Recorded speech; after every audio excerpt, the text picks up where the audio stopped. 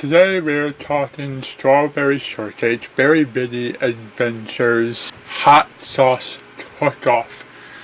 The story for this one involves Barrington Bloom, a reoccurring supporting cast member who's always been there to give some kind of wise advice or contribute to the plot in some way. And in this episode, he's making chili and growing chili peppers.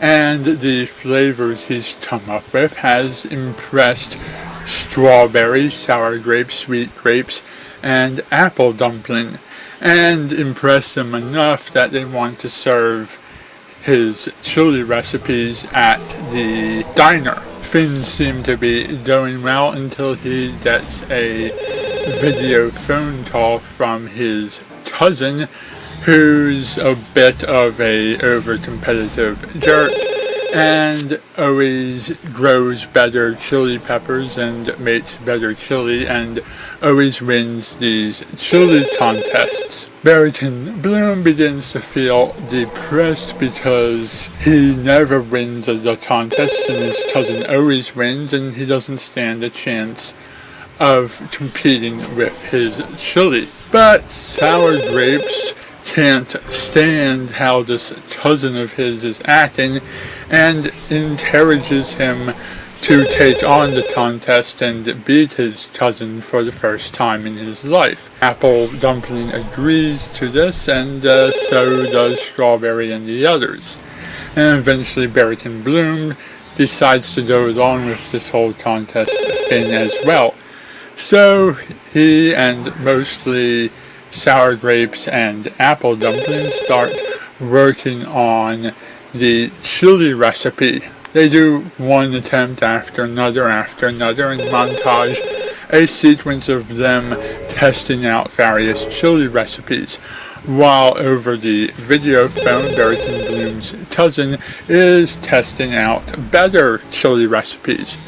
We can tell the quality of the chili by the cartoonish reactions of the chili taste testers. When in one of the video phone shots, Barrington Bloom can see his cousin is using a very specific breed of chili pepper. He realizes that this is a chili pepper that is impossible to grow in a garden situation and only grows in the wild. Sour grapes gets the idea that if they're going to compete, that they have to have this same type of chili pepper and they have to go into the wild to pick it.